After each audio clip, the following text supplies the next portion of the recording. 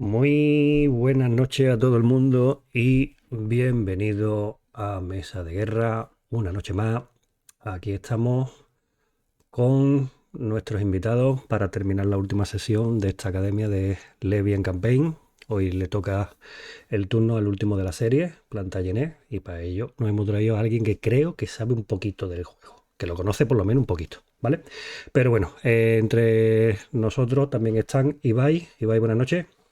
Hola, muy buenas noches. Alberto, Hola, ¿qué tal? Marc Hola, buenas noches. y el invitado de la noche estrella, el autor del juego, Paco. ¿Qué tal? Buenas noches. Hola, buenas noches. ¿Qué tal todos? Aquí, bueno, pues hoy, como hemos anunciado, hoy le toca el juego a Plantagenet, el último de la serie que vamos a tocar, de Levian Campaign, y con esto ya terminamos la academia. Recordaos, cuando terminemos el programa, ¿vale? Que vamos a echar una horita y pico con Plantagenet. Paco nos va a contar por encima todo lo importante del juego. Cuando terminemos, nos vamos al Discord, terminamos la emisión, terminamos la grabación y nos vamos en Discord a, a charlar allí un ratito con todo el que quiera venir, ¿vale? Hacemos un tercer tiempo lúdico, nos vamos allí a charlar un ratito, que tenemos algunas cositas que enseñaros y que preguntaros y vamos a preparar y organizar unas partiditas, un torneito o algo y queremos vuestra opinión, ¿vale? Así que cuando terminemos lo recordaremos, pero estaremos allí en el Discord, ¿vale? Y bueno, nada, empezamos con Paco, os dejo ya con él, que creo que vaya a estar en buenas manos. Paco va a llevar todo el tema de lo que estáis viendo, que es la partida del Plantagenet con el módulo de Basal.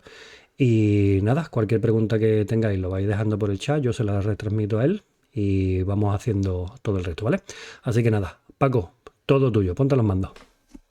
Muy bien, muchas gracias. Bueno, vamos a empezar aprovechando que es la tercera entrega de la Academia Living Campaign y todos habréis visto las dos entregas anteriores y por tanto ya conoceréis los conceptos básicos de todo el sistema Living Campaign. Es verdad que Plantagenet, de los juegos que han salido hasta ahora, es el que más rompe con algunos conceptos básicos del sistema, pero bueno, en general la estructura se mantiene, así que en vez de hacer un recorrido exhaustivo por todas las reglas del Plantagenet, por toda la secuencia de juego, etcétera, y ir viendo cada acción y todo esto, simplemente me centraré en las principales diferencias, lo que os vais a encontrar con Plantagenet si venéis de Nevsky, Inferno o Almoravit y lo que os va a quizás sorprender o os va a resultar extraño. Y voy a empezar por tres cosas muy básicas que montan un poco la estructura principal del juego. La primera de todas es algo que cuando abráis el juego y lo veáis por primera vez y miréis el mapa, os vais a encontrar con algo nuevo. Eso nuevo es un track de puntos, un track de puntuación que va desde el 0 hasta el 45 en la parte inferior del mapa. Y ese track lo que representa es donde se marca principalmente la influencia. La influencia es un nuevo valor que añadimos al sistema Living Campaign y esta influencia se podría entender un poco como tanto el capital político de los bandos como, el, como los puntos de victoria. Entonces, bueno, este concepto de influencia lo iremos repitiendo continuamente y simplemente quería marcar que es lo primero y lo que os encontráis aquí. De hecho, ahora que me acabo de dar cuenta que ni siquiera he hecho introducción histórica al juego ni he explicado de qué va, suponiendo que todo el mundo ya sabe que Pantanal es un juego de la Guerra de las Rosas, que es el cuarto de la Sullivan Campaign, en el que llevas a los York o los Lancaster en su lucha por conseguir el trono de Inglaterra, que al final se acaban quedando los Tudor. Y que todo esto sucede en el finales del siglo XV, mediados finales del siglo XV en Inglaterra, justo después de haber acabado la Guerra de los 100 años. Bueno, suponiendo que hubiera dicho esto al principio y que hubiera explicado luego la influencia, que sería más lógico, pasamos al siguiente factor que es diferente de los otros Libyan Campaign y que en Plantagenet es importante, que es el favor, el favor. Esto, ahora voy a mover un counter, lo voy a mover a la zona de Salisbury, lo veréis en el centro de la pantalla. Este counter marca, pues tiene uno de los dos colores, tiene el color rojo de los Lancaster o el color blanco de los York, y lo que marca es esa localización a cuál de los dos bandos favorece. Es favor. No significa que esté controlada por uno de los dos bandos, significa que en general le favorece. Esto cambia con respecto a los otros juegos anteriores porque aquí no hay zonas delimitadas en las que un bando tenga influencia o control o posición y el otro las tenga en otra zona del tablero. Aquí todo el tablero, excepto las 3 o 4 localizaciones del principio, del setup, todo el mapa es libre. Está, como dicen los ingleses, up for grabs. Lo puede capturar un bando o el otro. ¿Y cómo se captura? Mediante este concepto de favor, colocando marcadores de favor. Muy al estilo de lo que sería un CDG clásico, un For the People, un We the People o un Aníbal, este tipo de juegos. La acción por la cual colocaremos favor se llama parley y la iremos viendo a lo largo de la explicación. Y el último concepto que quería explicar, que es un pelín diferente y se une a este tema del favor y no es tan esencial como la influencia, no es tan central, pero sí que es un concepto que vale la pena tener muy claro, es el concepto de ruta. El concepto de ruta es cuando tú tienes un señor feudal, como el resto de juegos de la serie Eleven Campaign, los señores feudales se representan con cilindros. Por ejemplo, Somerset, que lo voy a colocar en Salisbury. Cuando tienes un señor feudal en una zona, se dice que tiene una ruta a cualquier otra localización cuando tiene un caminito de lugares favorables entre él y esa localización. O sea, está todo lleno de marcadores de favor de estos que hemos comentado, creando una ruta, incluyendo el lugar de destino. Estas rutas son importantes para muchas de las acciones que haremos en el juego. Entonces, tener claro este concepto de ruta, pues ayuda. Y esto, si no recuerdo mal, en los otros juegos sí que existe un camino libre y todo esto, pero aquí el camino libre te lo construyes tú. Y se puede romper mediante acciones de parley. No hace falta colocar un lord en medio, que también lo puede romper, pero mediante acciones de parley quitas el control y rompes las rutas. Eso es importante. Dichas estas tres cosas, que son clave en el juego y se podrían considerar nuevas en la serie, vamos a ir a la secuencia de juego. Sergio, si puedes abrir la secuencia de juego. Ahí está. Vale. Pues la secuencia de juego, ahora sí que voy a ir repasando los pasos, pero no va a ser exhaustivo. Me centraré en los que son realmente diferentes. Una cosa muy aparente que vais a ver en esta secuencia de juego es que no hay una fase de call to arms. Aquí históricamente no tenía mucho sentido. Podríamos haber forzado a introducir un call to arms para preservar la misma estructura que los otros Live in Campaign, pero bueno, no parecía suficientemente justificado el añadir un peso extra de reglas para algo que podía jugarse pues, mediante acciones o mediante cartas de evento o de capabilities. Así que no hay call to arms. Es mucho más simple en este sentido el juego. Tiene una fase de leva y una fase de campaña. En la fase de leva se hace lo mismo que los otros Live in Campaign. Puedes reclutar cosas y puedes reclutar capabilities. Al principio del todo siempre empieza con un Arch of War donde extraes 2 cartas y todo esto. Las primeras son capabilities que te las vas a quedar, etcétera. Pero ya empezamos inmediatamente después con cambios. Aparece una fase de pay.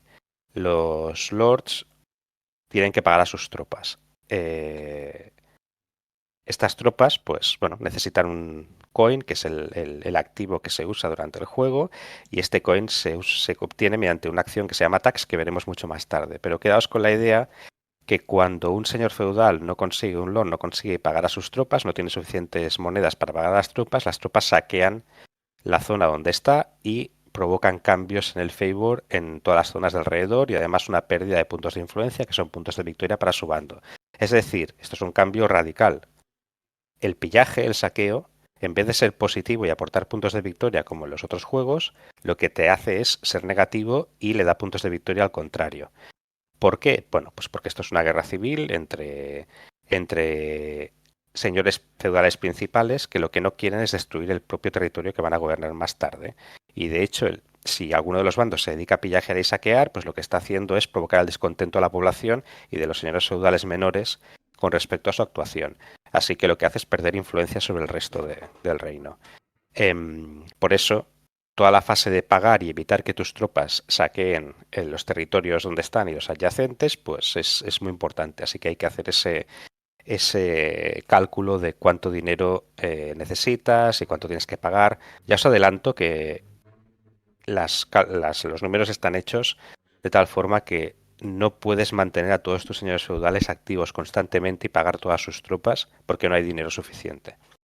Así que tienes que usar sabiamente el concepto de desbandarlos en determinados momentos, no reclutar más allá de lo que necesitas, moverte al exilio en determinados momentos, y hablaré de lo que es el exilio, y este tipo de movimientos. No puedes tenerlos siempre permanentemente en el mapa. El siguiente concepto que veis aquí en la secuencia de juego es el Exile and Vassals. ¿Qué pasa con eso? El exilio es una nueva mecánica también en la serie Live Campaign. Lo que haces es retirar a un señor feudal del tablero. Antes se retiraban mediante la desbandada, que podía ser permanente o temporal. Ahora también puedes retirarlos mediante el exilio. La diferencia es que el exilio, en vez de forzar que te vuelvan a reclutar, lo que hace es te lleva a una recluta automática y te coloca en... Vamos a ver un momento el mapa de juego, ¿vale? Te coloca en uno de los 4 boxes que son Francia, Irlanda, Borgoña y Escocia, desde los cuales volverá a salir el señor feudal en el turno siguiente o al cabo de un par de turnos. Entonces el exilio es una medida en la que ante determinadas situaciones puedes salir del tablero y retornar al cabo de 1 o 2 turnos desde una situación quizás un poco más favorable. El exilio puede tener beneficios, también tiene problemas, como por ejemplo cuando te exilias le das influencia al contrario. Pues bueno, tiene un coste.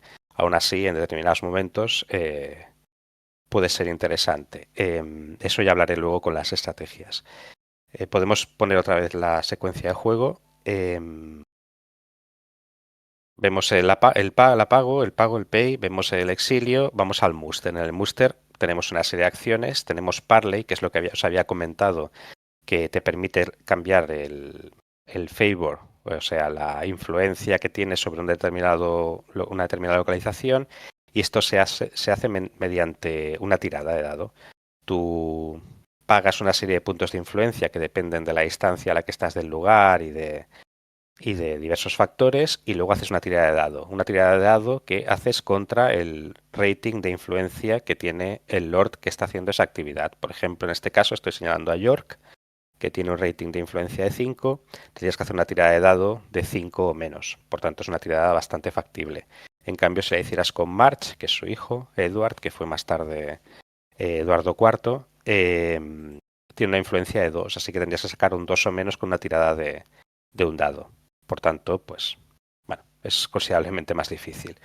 Así que tienes que manejar un poco estos costes para irte construyendo una red de locales favorables. Luego veréis con las otras acciones por qué son necesarios esos locales favorables.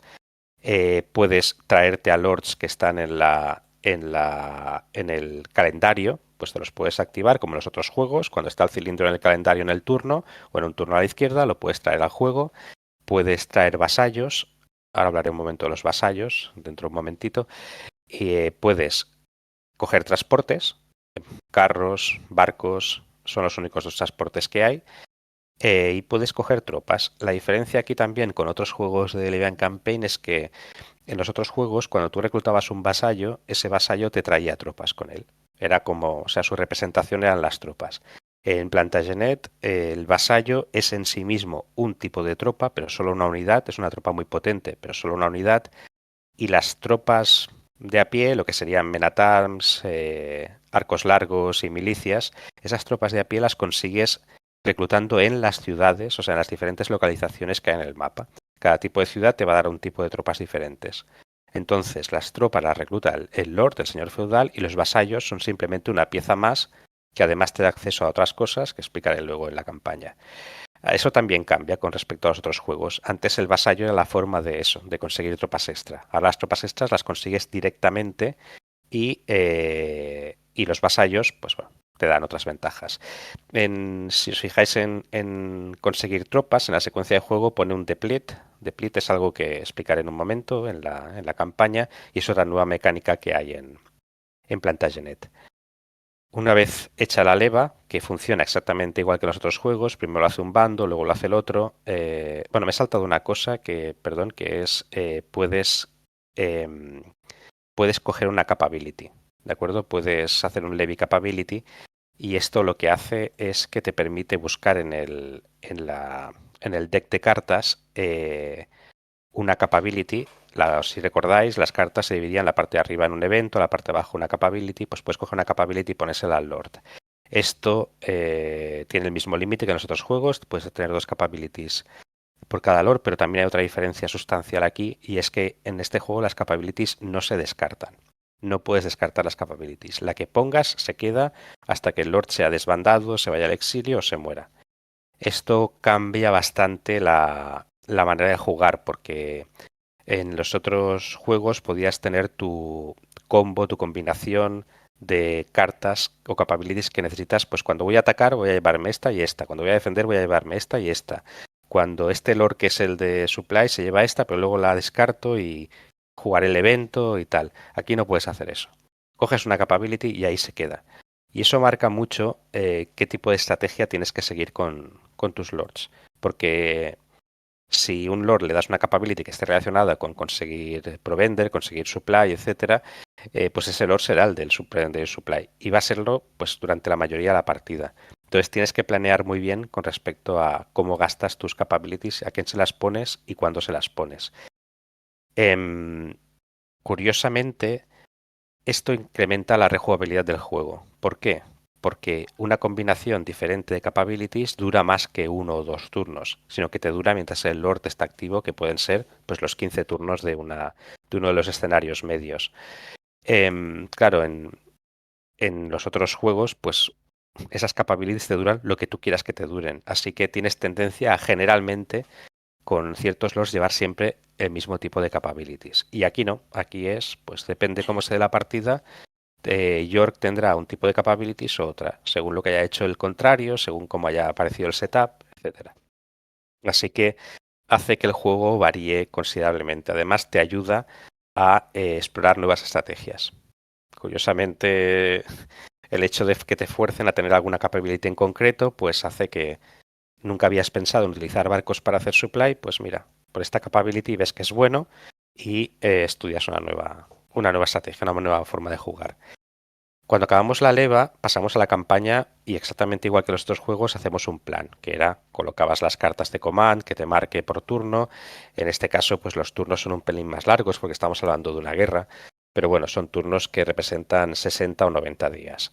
Y aquí pues tienes un número de cartas determinadas, que son 4 en invierno, 7 en verano y 6 en primavera-otoño. Y las ordenas, pues como en los otros juegos, y vas sacando de una en una. Y aquí también, igual que en los otros juegos, tienes los puntos de command, que son el número de acciones que puedes hacer. Lo que tenemos es un poquito menos de acciones que en el resto de juegos de la serie, porque aquí en Plantagenet no hay asedios. ¿Quiere decir que no hubo asedios durante la Guerra Rosa? Sí, sí, hubo asedios, claro que hubo asedios. Igual que hubo asedios durante muchísimos asedios y batallas en ciudades durante, yo qué sé, la Guerra de los 30 años en Alemania y todo esto. Pero si tú coges la lista de las grandes batallas, las que fueron importantes, que fueron decisivas y donde se implicó una gran cantidad de hombres, resulta que no hay ni un asedio. Todos los asedios fueron muy pequeños, se resolvieron en cuestión de semanas, máximo un par de meses o 3, excepto una excepción que es Harlech, pero claro, eso es una excepción, que fue más que un asedio, un bloqueo que duró 7 años, pero involucraron a poca gente y no tuvieron una importancia decisiva a la hora de decidir la guerra. Fueron eventos. Claro, esto, crear toda una mecánica de asedio para algo que no fue relevante y que no sería histórico, pues crear toda una guerra de rosas en la que continuamente estuvieras haciendo asedios a ciudades no tendría ningún sentido. Por tanto, nos hemos saltado el tema de asedios. No hay asedios. Además, hemos incorporado la figura del tax, que ya estaba en los otros juegos, pero en los otros juegos ocupaba toda una carta, que es una acción simple, y los otros juegos el tax se podía hacer si estabas situado en el lugar de poder del Lord, y aquí el tag se puede hacer a distancia con aquello que os he comentado al principio del todo de hacer una ruta, y además lo puedes hacer sobre el lugar principal del Lord, lo que llamamos el seat, y también sobre el seat de los vasallos que tengas.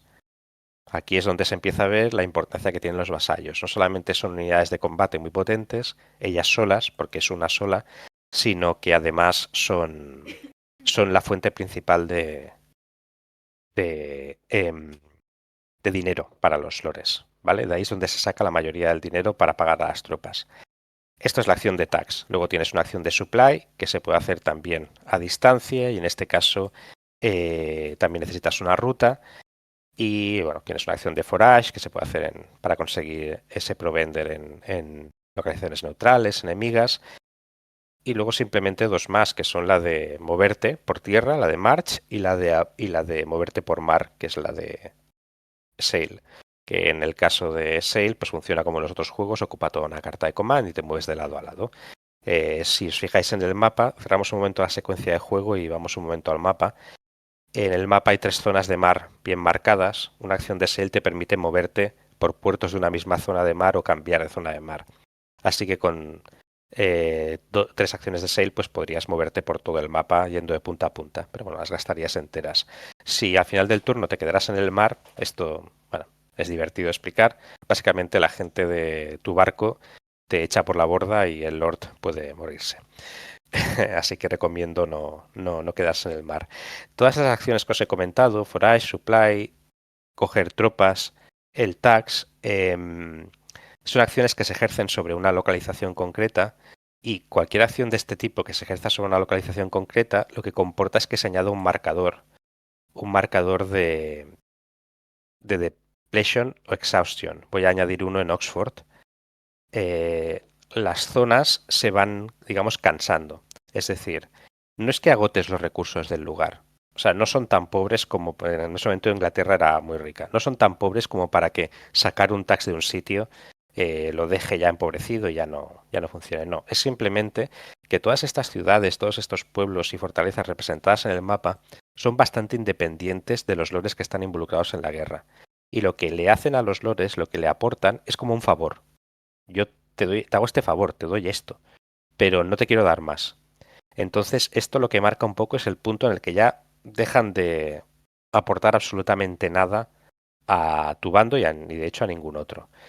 Cuando realizas una acción de estas, pones un marcador de depleted. Cuando haces la segunda de cualquier tipo, lo pones en exhausted y entonces a partir de ahí ya no se pueden realizar más acciones de obtener recursos, ya sea coin, supply o tropas de un sitio. Esto implica que el mapa empieza a llenarse de depleted y exhausted, o sea, hay un cansancio de guerra muy aparente y se empieza a llenar y cada vez hay más y hay más y más y cuesta gestionar mucho de dónde sacas los recursos para seguir activo en la guerra. Una vez cada año, si os fijáis en el Tour Track, representa 3 años, que son los principales periodos activos de la Guerra de las Rosas, son como 3 grandes grupos de 3 años. Al final de cada uno de los años, pues hay un momento en el marcado como Grow, hay un momento en el que esos marcadores se reducen en un grado pues de dureza, ¿no? Un exhausted pasaría a un depleted se iría. Claro, tampoco es mucho esto, es solo reducir un grado. O sea, acabas, pues si llegas al tercer año, el mapa prácticamente entero está depleted o exhausted y gestionar eso es complejo. Junto con la escasez de monedas que os he comentado antes, pues tienes este problema. Estos son los puntos principales de diferencia. Solo me faltaría comentar 2. Uno es cómo se gana este juego, pues ya lo he comentado al principio, el que tiene más influencia al final de los turnos gana. También hay unos puntos de victoria automática, pues por ejemplo en la primera campaña de todas, en el primer escenario, si llegas a 40 puntos de influencia por encima del contrario, ganas. Perdón, esto no lo he dicho, los puntos de influencia son netos. Es decir, no estás midiendo cuántos puntos de influencia tiene cada bando, sino cuál es la diferencia de puntos de influencia de un bando con el otro. Y si esos puntos de influencia que gastas, si estuvieras en negativo, o sea, los tiene el contrario, cuando tú gastas puntos de influencia se los estás dando al contrario. Entonces haces subir el track a favor suyo. No es que necesites tener puntos positivos para poder gastarlos. Puedes gastar siempre, pero le das al contrario. Eso podría hacer que pasara ese umbral de victoria y tuviera victoria automática y te ganara. O sea, sucede esto. La otro tipo de victoria es la estándar de todos los Living Campaign. Si expulsas a todos los lores del mapa, el exilio no es expulsarlo del mapa, o sea, se considera que está dentro. Si expulsas a todos los lores del mapa, también ganas. Y la victoria, esto y los puntos de influencia al final. Lo último que voy a explicar así de diferencia, antes de pasar a estrategia y consejos tanto para empezar a jugar como jugadores que ya hayan probado algunas partidas, y hablar luego de algunas cartas y combinaciones que se pueden hacer en las cartas. Lo último que voy a explicar es las 4, digamos, tonterías que tiene la batalla, a diferencia de los dos Live Campaign. Como en todos los Live Campaign, cuando haces una acción de marcha y te acercas a un enemigo, eso se llama approach, es un acercamiento, y ahí puede producirse la batalla. El enemigo puede elegir exiliarse directamente. Si ve que las tropas que le vienen son más de las que puede aguantar, pues se exilia. ¿Por qué podrías exiliarte? ¿Por qué te iría bien exiliarte? Porque los lores, cuando reciben un resultado de rout, o sea, cuando han recibido un hit, no lo han podido defender, como los otros juegos, y están en rout, cuando acaba la batalla tienen una tirada de muerte. Un lord tiene normal, en una batalla normal, un 66% de probabilidades de morir. Tiras un dado y si sacas 3, 4, 5, 6 te mueres. Y si no, te desbandas. Claro, la probabilidad de un 66% de morir es alta, así que la gente suele preferir exiliarse. Exiliarse no es una mala opción, te hace perder puntos de influencia, pero bueno, siempre es una mejor alternativa a morirse. Vale, esto te acercas y puedes exiliarte. Si no te has exiliado, empieza una batalla. Y aquí la principal diferencia con los otros juegos es que las batallas son extremadamente letales. Primero que hay muchos más hits. Normalmente duran un turno. En un turno ya se te han acabado la batalla. Y luego que los hits son simultáneos. Es decir, que podrían morirse los dos bandos a la vez. O sea, un bando hace X hits, 10, el otro hace 12, por ejemplo, con los arqueros. Y entonces los dos tiran defensa. Empieza tirando el defensor y luego sigue el atacante. Pero vamos, que si los dos hacen rout, adiós los dos. La otra diferencia es que el Lord está representado por una ficha que se llama Retinue. La voy a mostrar en el mapa. Está siempre situada en el mat genérico del Lord. Si os fijáis, es un mat genérico porque tenemos tantos lores diferentes según los escenarios que no tenía sentido montar un mat para cada uno de estos lores. Así que lo que hemos hecho son unas cartas que se pueden mover, las puedes poner encima y una serie de mats genéricos, ¿no? Pues el retinue es la ficha que representa al Lord. Este retinue hace hits y este retinue puede recibir hits. Pero si este retinue pasa a estar routed, porque pierde la defensa contra un hit, es la unidad que tiene más defensa, tiene 4. Pero bueno, si perdiera, entonces todo el ejército del Lord, todo ese lo que tenga en ese mat, hace un rout y luego tendrá que tirar para ver si se muere. Así que, bueno, hay que ir con cuidado con esto. Y bueno, la batalla es básicamente esto. Pensad que es una cosa súper sangrienta, no sabes cómo entras, no sabes cómo sales, y que ahí los lores mueren pues con ese 66% de probabilidad prácticamente. Al final, en la Guerra de las Rosas se calcula que un 82% de los lores involucrados entre casas nobles mayores y menores murieron. Así que, bueno, intentamos respetar ese tipo de probabilidades. ¿Por qué los hits son simultáneos y no como en los otros juegos que el defensor tiene una ventaja? Porque también el 83% de las batallas de la Guerra de las Rosas las ganó el atacante. Con lo cual, algún tipo de ventaja tenía que tener el atacante. No puede ser que el defensor tenga una ventaja y pierda el 80 y pico % de las batallas. Así que lo que hemos hecho es hits simultáneos, más alguna pequeña ventaja al atacante, que no nos dan esa ventaja espectacular para el que ataca, excepto si tiene grandes ventajas en números. Pero sí que hace mucho más rentable el ataque que en los juegos donde los defensores hacen primero los hits, porque no es que tengas que enfrentarte a un muro que se te muera la mitad de las tropas y luego sigas tú, sino que os matáis los dos a la vez. También hace batallas que son bastante divertidas, sangrientas y divertidas. Bueno, vista un poco la secuencia de juego, no me voy a centrar en movimientos exactos, acciones exactas, todo esto. Lo enseñaré un poco después con una apertura que voy a hacer. Voy a explicar cosas que son muy importantes que hay que tener en cuenta cuando juegas, los principales errores que se cometen con este juego. El primero es ignorar lo del coin. ¿De acuerdo? Cada Lord tiene un número de monedas limitadas. Por ejemplo, vamos a ver en el setup, cuando aparece York necesita una moneda por cada 6 tropas cada turno. Y empieza con 2. Eso quiere decir que tiene munición o dinero suficiente para 2 turnos. A partir de ahí va a tener que pagar estas tropas. Y si recluta más tropas va a tener que pagar 2 monedas por turno. Eso solo lo puede conseguir reclutando vasallos o haciendo tax sobre su propio sit, que es Eli en este momento. Y claro, gastando acciones en eso. La gente suele olvidarse de hacer tax y por tanto llega un momento en que saquea. Y cuando saqueas, el efecto que tienes es que cambias el favor del sitio donde estás, además cambias el favor un step de los sitios que son adyacentes, o sea, un paso de los sitios que son adyacentes, además pierdes puntos de influencia y sí, cobras dinero y provender del sitio donde estés, excepto si está saqueado, o sea, si está exhausted, perdón. Si está exhausted, entonces no cobras nada y el Lord se desbanda automáticamente. O sea, pierdes un montón de influencia, le das muchas localizaciones al contrario y además te desbandas. No es positivo. De hecho, si hicieras un pillaje sobre Londres, perderías 12 puntos de influencia y además cambiarías la Londres hacia el bando contrario y cambiarías St. Albans, Rochester, Guildford y Oxford un paso hacia el contrario, lo cual es una barbaridad, es muchísimo. O sea, es un golpe tremendo. Así que fijaos en el dinero, no saquéis, ¿de acuerdo? Y la gracia es que una vez pagadas las tropas, puedes desbandar al Lord. A veces sale a cuenta desbandar al Lord, aunque hayas ya pagado las tropas, porque sabes que el turno siguiente no lo vas a poder mantener y va a saquear. Esto lo primero. Lo segundo es que el supply lo puedes conseguir de las ciudades o lo puedes conseguir de los puertos. Para conseguirlo de los puertos, que son las anclas estas que aparecen en el juego, en diversos sitios, Londres no es un puerto, ¿vale? No cuenta como puerto.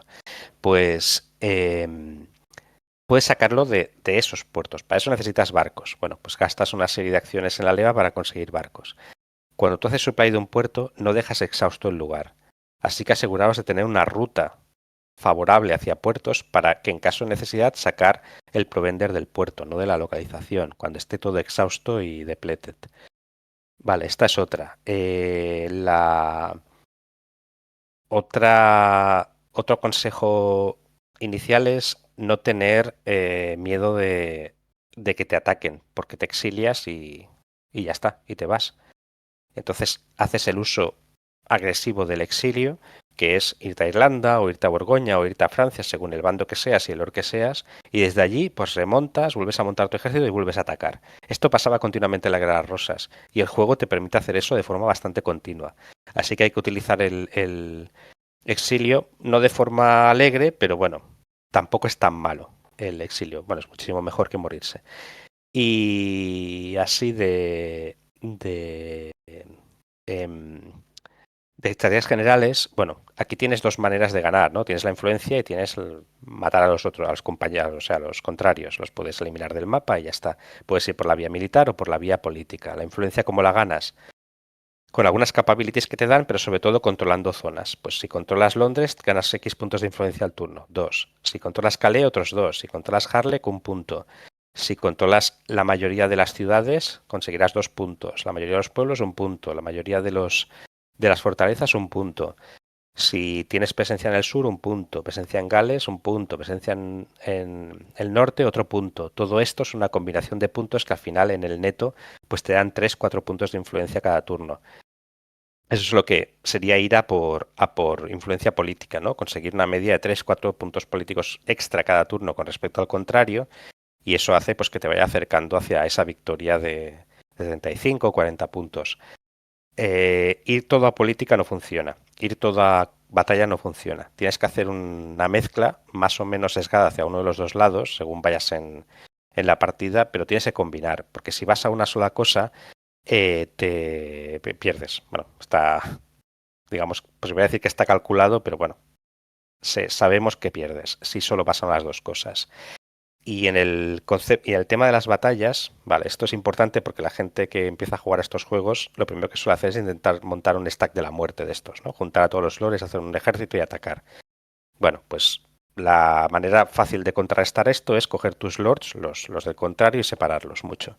Así que tiene que ir a buscarlos uno a uno, gastar un montón de acciones, gastar un montón de provender, tener a todos los lores localizados en un sitio y por tanto no poder ejercer influencia sobre las otras localizaciones, y además cuando te va a atacar te exilias. Con lo cual ni siquiera consigue eliminarte, sino que te vas, te exilias y adiós. Y si no pudieras exiliarte porque hay una carta que te evita el exilio, cuando empieza el combate eliges la opción de huir y reduces esa probabilidad de morir desde el 66% al 33%, que es bastante significativo. O sea, reduces las probabilidades de morir a la mitad. Con eso ya estropeas la estrategia de un gran stack de la muerte gigante con todos los lores, que también, bueno, hemos visto en las pruebas y calculado que es una mala estrategia. Y si ves que el otro se separa muchísimo y se aparta de todo, pues bueno, puedes hacer pequeños grupitos de 2 o 3 lores, irlo persiguiendo y si quieres ir a combate y conseguir eso. La verdad es que hay muchísimas maneras de jugar. Eso os lo enseñaré con una pequeña apertura que voy a empezar. Y creo que perdón, una más. El uso agresivo del Deplete y el Exhaustion como arma. El Deplete y el Exhaustion se suele ver como algo negativo que te pasa a ti en tus territorios, o sea, en tus localizaciones, que ya no puedes sacar recursos de ellas. Bueno, a veces lo que tienes que hacer es un poco de tierra quemada. Por ejemplo, puedes empezar sacando todos los recursos que puedes de tu localización principal, de tal forma que si el enemigo viene y te la conquista, no importe porque no puedes sacar nada de ella, y tú total ya no ibas a sacar más de ese sitio. Ese uso agresivo del Deplete y el Exhaustion es algo que a los jugadores les cuesta pues unas cuantas partidas empezar a utilizar, pero que vale la pena explorar bastante pronto. Es el clásico concepto de tierra quemada, no tiene más misterio. Bueno, pues eso es lo que os recomiendo. Y ahora lo que voy a hacer es en el módulo de Basal voy a iniciar lo que sería el primer turno del primer escenario de Henry, que es un escenario de 15 que dura 15 turnos, que es lo que podría considerarse una campaña en los otros Levian Campaign. En este caso tenemos 3. Pues el primer periodo de guerra, que fue el 59 al 61, el segundo, que fue el 69 al 71, y el tercero del 83 al 85. 1400 estamos hablando. Este primer escenario de Henry es el que recomiendo siempre para empezar, porque empiezas con 2 lores. Aquí en este setup hay 3 y este es erróneo. Empiezas con 2 lores, con lo cual es fácil de manejar a nivel de cartas, a nivel de recursos, de lo que necesitas. Entonces aprendes poco a poco y se van introduciendo, si veis el calendario, se van introduciendo pues turno a turno nuevos lores, hasta que llega un momento en que tienes 5 sobre el mapa, si no se ha muerto ninguno, y claro, eso ya empieza a ser más complicado. Pero has estado unos cuantos turnos gestionando solo 2, lo cual es interesante. Aparte, es un escenario en que los bandos son considerablemente simétricos. No hay demasiadas reglas especiales, se parecen mucho los dos bandos, y entonces, bueno, pues eso te permite pues empezar un juego así un pelín igualado. La gracia que tiene este escenario, aparte de, bueno, las reglas que pueda tener y tal, es que mucha gente se ha enfrentado al escenario este y ha tenido una duda de si los Lancaster ya ganan el primer movimiento, de cuál es ese primer movimiento que deberían hacer y cómo los York se pueden defender. Si nos fijamos en la posición inicial, pues tenemos a los 2 lores Lancaster, que son Enrique VI y Henry Somerset, en Londres.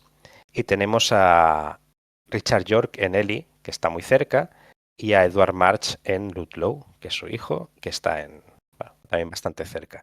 ¿Por qué está cerca? Porque en este juego tenemos 3 tipos de caminos. Tenemos un path, que para moverte por él deberías gastar toda la carta entera de command. Tenemos un camino, un road, que una acción de march pues te permite avanzar un espacio de un sitio a otro adyacente. Pero luego tenemos los highways, que son las antiguas calzadas romanas, que son los grandes caminos comerciales. Y estos con una acción de march te puedes mover 2. Si nos fijamos un poquito en cómo está la distancia entre Londres y Ely, pues vemos que está a 1 paso, 2 pasos. Bueno, pues estaría al alcance de un ataque. Pero es que resulta que Edward March también está a 1 paso, 2 pasos. Así que tenemos a los 2 lores York al alcance de los lores Lancaster. Y empiezan jugando los York. Parece que lo que se les presenta de salida es una dicotomía de si sacrifican a uno o al otro. Lo podrán exiliar, porque los Lancaster no tienen cartas para prevenir ese exilio en ese primer turno. Pero sería ya empezar con un lord menos en el tablero.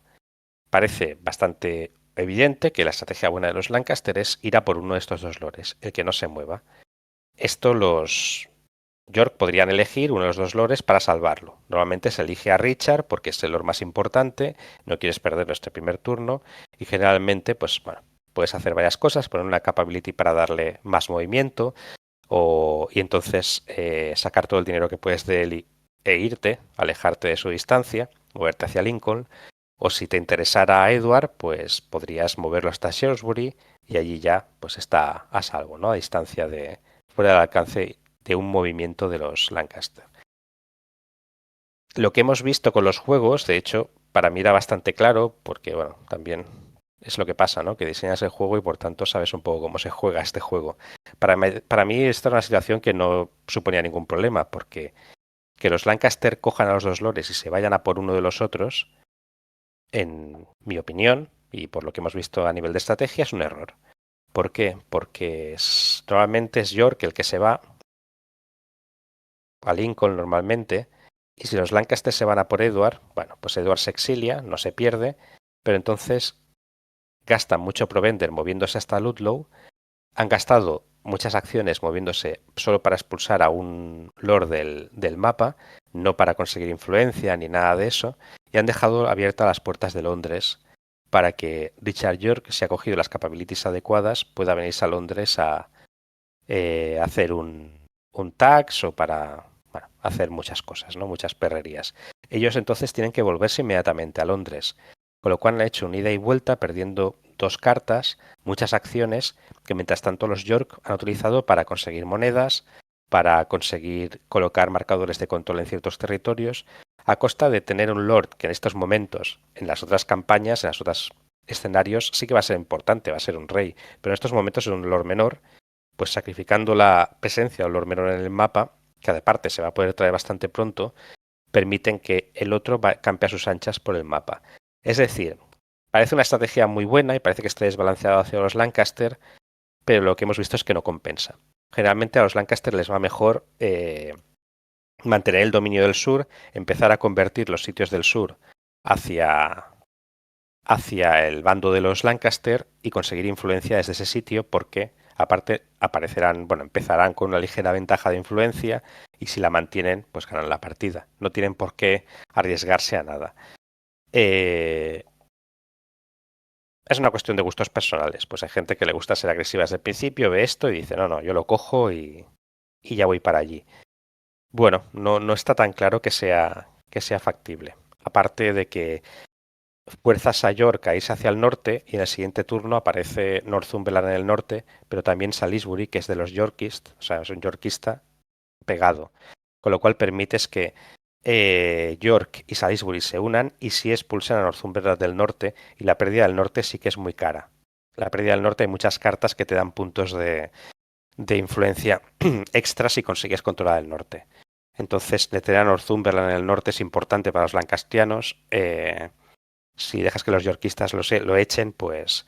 Y luego que si les vas a atacar, pues te acaban saliendo del exilio desde Irlanda y luego viene Warwick desde Calais y te atacan desde el sur. Si tú te has ido y has dejado toda la zona sur desprotegida, aparecerá Warwick dentro de 2 turnos, que es uno de los lores más potentes de todo el juego, y te invadirá desde Hastings o desde Dover, entrando por abajo y haciéndote un estropicio aquí, porque tiene características muy altas y se mueve mucho, hace mucho daño, sobre todo en el lordship y en la influencia. Y Londres es clave. Londres es central, es el nudo de comunicaciones, permite moverse rápido a todas las partes de Inglaterra y además da muchas monedas. Da mucho coin y da mucho supply. Controlarlo es importante. Y a gastar acciones en conseguir tax de allí, pues también es importante. Bueno, es un poco explicar que si empezáis a jugar este juego, empezáis con este escenario, que no os preocupe el tema este de que los Lancaster estén pegados a los York, porque si van a por ellos, a la larga no es una estrategia demasiado buena. No es que sea muy mala, tampoco, no es que sea horrible. Pero bueno, no es la mejor estrategia. Contemporizar un poco acostumbra a funcionar algo mejor. ¿Qué es lo que tiene este juego también? Es un juego mucho de oportunidad. Buscar cuál es el momento en el que el enemigo está débil, donde tiene un punto débil y entonces atacar ese punto débil. No intentar batallas al 50%, sino irse a batallas en las que tú vas a ganar casi seguro, porque el otro se ha equivocado.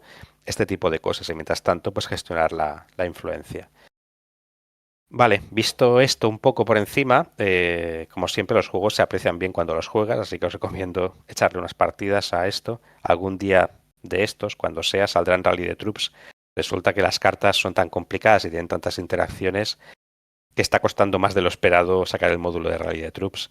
Lo que voy a hacer es viendo, vamos a ver unas cuantas cartas de estas que he comentado y también haré unos comentarios sobre estrategia, cómo se pueden utilizar estas cartas dentro de la partida y veréis pues este tipo de combinaciones y de complicaciones que añade el juego. Sergio, si puedes poner el Todo tuyo. PDF que te he pasado de cartas, vale.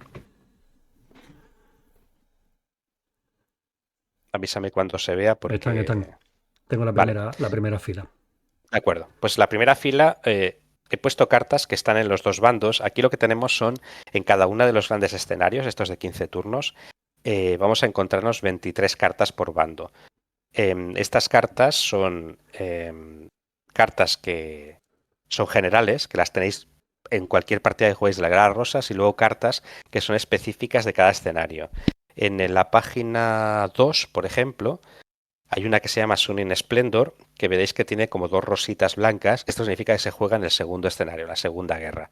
Pues, bueno, las cartas tienen, algunas son particulares de ciertos escenarios, y luego las que no tienen ninguna marca se juegan en todos los escenarios. Volvemos a la primera página. Y eso, hay unas 20 y pico cartas por bando, depende del escenario, 23 cartas, 22, 23 cartas por bando, y algunas de ellas las comparten los dos. De las que pongo aquí, más o menos las comparten los dos bandos. Y estas son importantes. La primera, por el evento, el Escape Ship. El Escape Ship lo que te permite es que si tú tienes una ruta favorable a un puerto, cuando vayas a tirar después de una batalla, cuando vayas a tirar para la muerte de tus lores, en vez de eso se pueden ir a exilio. Claro, esto te arregla una batalla. Tú te metes en una batalla a ver qué pasa, porque sabes que si se van a morir tus lores, juegas esta carta y se van al exilio directamente. Así que puedes tomar un poquito más de riesgo en cualquier batalla que te metas. Esto es una carta de seguridad. Si tú la tienes, puedes intentar alguna batalla, aunque sea un pelín más arriesgada. La siguiente es Suspicion. Esta es una carta que despierta el terror en la mayoría de jugadores. Es una carta en la que puedes coger a uno de los lores contrarios y desbandarlo inmediatamente. Para eso tienes que hacer una tirada, la tienes que pasar. O sea, no es que sea automático, pero bueno, tampoco suele ser una tirada difícil. Esto te puede destrozar una batalla. Sois un 3 contra 3, está igualado el tema, y de repente el otro te juega un Suspicion y ahora sois 3 contra 2 y te van a destrozar. Para eso va bien suele tener un escape ship pegado en tu mano para estos momentos en los que te juegan una jugada de estas. Hay muchas cartas que te permiten contrarrestar cosas, entonces está bien tenerlas en la mano y jugarlas, reservárselas para estos momentos. La siguiente es el combo de la capability y el evento. Hemos intentado crear cartas que temáticamente esté relacionada el evento con la capability y que además te hagan tener una elección que sea pues compleja, porque el evento sea muy bueno y la capability también, y estén relacionadas con lo mismo. Entonces tienes que elegir si te esperas y buscas que te salga el evento o juegas la capability y la dejas allí metida. Por ejemplo, en este caso pues es importante. Seamanship te permite navegar en vez de gastando toda la carta de command por una sola acción. Eso hace que te podrías ir de una punta a otra del mapa con un lord que tuviera suficientes commands en un momento. Te haces un viaje relámpago y apareces en la espalda del contrario. Bueno, pues una maniobra sorpresa muy potente. Y luego el Great Ships, que lo que te permite es que tus barcos cuentan el doble para transportar gente, pero también para el supply. Así, aquello que había comentado, que cuando sacas supply del puerto no lo dejas exhausto, si encima tienes Great Ships, barcos grandes, sacas muchísimo más provender. Y eso te permite estar, pues, bueno, suministrado durante toda la partida. Pasamos a la segunda página y aquí nos fijamos en, bueno, como en los otros juegos, las capabilities se pueden asignar a lores determinados que te lo marque el escudo. Por ejemplo, la tercera capability que aparece en esta tercera carta, la Y24, son Splendor y Hastings, se puede jugar y asignar a Eduardo IV, cuando era rey, en el segundo escenario. Las otras, Ponieni, se pueden utilizar para cualquier lord, se pueden asignar a cualquier lord. Tenemos muchas cartas diferentes que hacen eventos y que hacen efectos, bueno, muy diferentes. Por ejemplo, Agitators lo que te permite es utilizar una acción de comando para hacer un deplete o un exhaust a una zona adyacente neutral o enemiga. Claro, te colocas al lado de la base del contrario y sin necesidad de gastar más acciones para conquistarla, ni te metes en riesgo ni nada, le haces un un deplete o un exhaust al sitio donde saca el dinero y le has fastidiado bastante. Pues esto lo puedes tener como capability que un lord lo haga de forma recurrente. El siguiente es una capability en la que te permite ir por roads como si fuera un highway. Claro, esa salida que hemos tenido al principio, en el que York se ha tenido que ir al norte para no juntarse con Edward y tal, por mil razones, si empiezas con esta capability, te puedes llegar a mover y llegar a donde está Edward en el primer turno, con lo cual ya de repente empiezas a defender a Edward de forma un poco más sólida. Y ya los lancastrianos, arriesgarse una batalla en la que empezarían perdiendo la partida directamente, pues no sé si la harían. Y luego Hastings, aquí es importante porque presentamos por primera vez, hemos hablado de los vasallos que te permiten coger taxes y tal. Hay unas cartas que la capability lo que te da es un vasallo especial. Un vasallo especial que no te va a permitir coger impuestos, pero sí que te va a permitir tener una unidad extra en batalla y algún efecto más. Por ejemplo, en este caso Hastings te da más tropas y te da más command, que si recordáis de los otros juegos era el número de acciones que podías hacer por turno durante la campaña. Si pasamos a la tercera página, bueno, he puesto como ejemplo una del norte para que veáis que hay varias cartas que pues por razones históricas el norte fue muy importante y te dan influencias si controlas el norte, si tienes lores en el norte, añaden cosas a las batallas si pasan en el norte. Pues esto es importante. Otra carta que se puede utilizar en una batalla, el regroup. El regroup te permite, cuando tienes tropas que han sido routed, pues inmediatamente, en cualquier momento, recuperarlas. Recuperar las tropas routed y de repente pues has como renacido, ¿no? Tienes que tirar, pero bueno, puedes recuperar 3, 4, 5 tropas. Una carta muy interesante. Y luego tenemos cartas con otras condiciones diferentes, otros efectos diferentes, como estas que veis en la tercera, The King's Name y Final Charge, que son sobre Ricardo III, o sobre Gloucester en el tercer gran escenario, que es cuando Ricardo III era rey. Tú puedes elegir que siga como Gloucester, como defensor del reino, y no pase a ser rey. No mate a sus sobrinos y por tanto no sea rey. Si es Gloucester, puede utilizar pues este evento, si es Gloucester. Pero si es Richard, puede utilizar esta capability. La capability le da efecto de batalla importante y el evento lo que hace es sobre todo influencia política. Así que si tú quieres ir un tiempo como influencia política, pues no conviertes a a Richard Gloucester en Ricardo III, y en el momento en que quieres ir a batalla lo puedes convertir en Ricardo III y asignar las capabilities correspondientes. Es una decisión interesante que pasa en el tercer gran escenario. Si vamos a la última página, no había puesto cartas de los Lancaster porque con esas de los York ya me servía, eran ejemplos. Pues vemos otras cartas que son similares a nivel de hacer cosas raras y diferentes. Aprovecho para hacer notar que en la primera de todas de la izquierda, Rabine, si os fijáis hay un fondo diferente y eso indica que es una carta que se puede usar en batalla. En las otras dos cartas veis que no hay ese fondo y por tanto no se puede usar en batalla. Rabine, por ejemplo, te permite que uno de los lores enemigos no participe en la primera ronda de una batalla. Como ya he dicho que las batallas suelen durar una ronda, pues ya sabéis, de repente tenéis un lord menos y a ver qué pasa. Esta la he puesto básicamente porque en BGG hicieron un comentario que me pareció muy gracioso, que me preguntaron si lo que pasaba, bueno, un rabín es como una especie de barranco. Me preguntaron si el hecho de que los jugadores pudieran jugar esta carta significaba que los lores Lancaster llevaban a cuestas un barranco con ellos y lo depositaban donde iban a hacer una batalla. Bueno, yo creo que está claro que no, y la idea es que pasan exploradores, encuentran un sitio favorable para ellos para la batalla, por ejemplo, protegidos en un flanco por un barranco, y cuando vienen los contrarios sin haber hecho ese scouting, se encuentran con eso y que un lord no puede participar. Pero la idea de llevarse un barranco portátil, pues me pareció muy interesante, y si queréis llamarlo así, me parece bien. Otra es que la capability es que te permite reclutar tropas de sitios adyacentes, que eso es muy potente. Veis que en los lancastrianos también hay cosas relacionadas con el norte, pues Warden of the Marches, que se refiere al norte, Northmen, controlar el norte con los Northumberland, es importante. Y luego, pues también veis que tienen vasallos especiales como Clifford, de hecho son los que más tienen, y tienes eventos que se juegan en ese momento, como por ejemplo que los lores yorkistas no pueden navegar este turno. Bueno, pues van sucediendo estas cosas. Lo que os encontraréis es que las cartas en general no es que rompan las reglas del juego, pero sí que te permiten hacer cosas que las reglas no te permiten. Generalmente te aportan esto. Sí, también hay cartas que te dan un +2 hits en el ataque en determinadas rondas o más defensa para ciertas unidades o cosas así. Pero hemos intentado que la mayoría de cartas te dieran un extra que fuera, bueno, que le diera un poquito de interés a jugarlas, ¿no? A jugar el evento o a elegir la capability correspondiente. Bueno, más o menos, volvemos un momento al mapa de Plantagenet. Yo creo que con estas pinceladas, bueno, tenéis para entender que hay unas diferencias notables con el resto de juegos.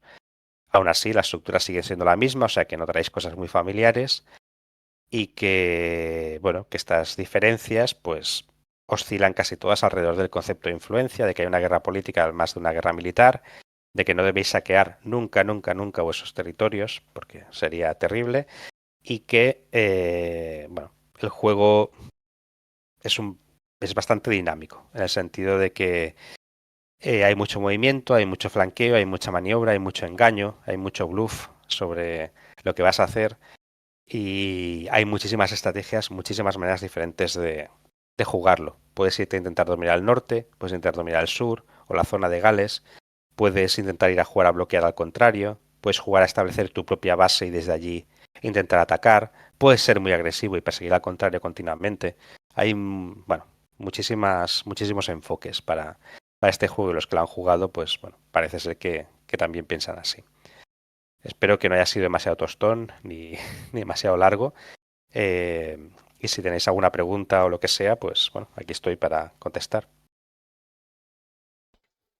Eso, cualquier cosita que tengáis que decir, me lo dejáis escrito por el chat y lo vamos viendo. De todas maneras, Paco, ¿qué nos queda más o menos?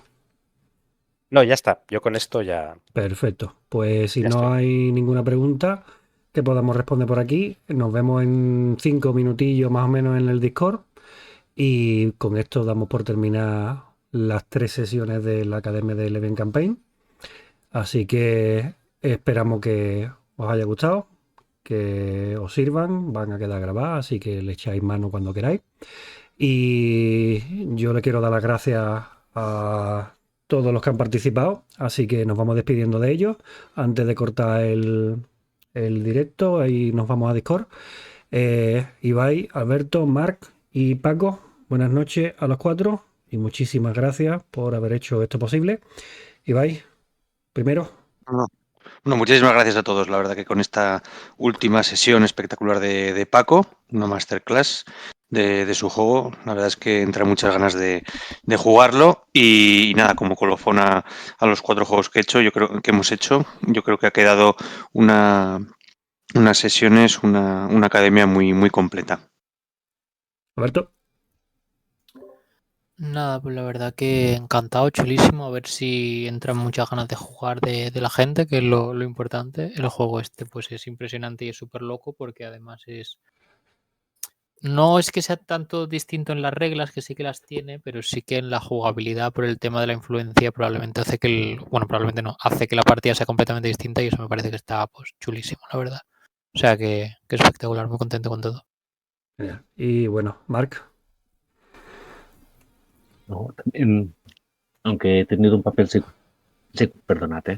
un papel secundario en la academia y así, pero bueno, un lujo, ¿no? Poder participar y sobre todo con ganas de que la gente se anime a jugar todos los juegos de la serie y poder meter jugar yo también los juegos. O sea, que animo a todo el mundo a que se apunte a lo que vamos a organizar o lo que salga y seguir. Perfecto. Y bueno, Paco, muchas gracias. Y Bueno, gracias. contigo despedimos.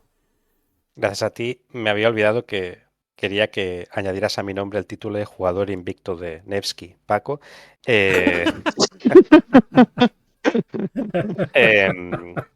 Gracias a todos los que habéis estado atentos a la academia y espero, sobre todo, que os sirva para que podáis disfrutar de estos juegos como lo hemos hecho y estamos haciendo todos los que los jugamos. Los que los hemos hecho, los que los jugamos, los que hemos participado en alguno de ellos, porque la verdad es que, bueno, según mi opinión, son bastante divertidos y nos lo pasamos muy bien, muy tensos y muy interesantes. Y sobre todo gracias a Sergio por las cosas que haces, por lo que haces en mesa de guerra, por este tipo de cosas.